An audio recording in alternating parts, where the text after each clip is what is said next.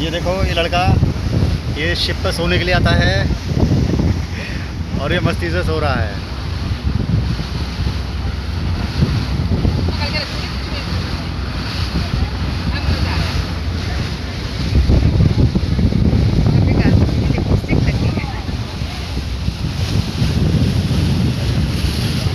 ये है ध्रुव ताकत, ये करो।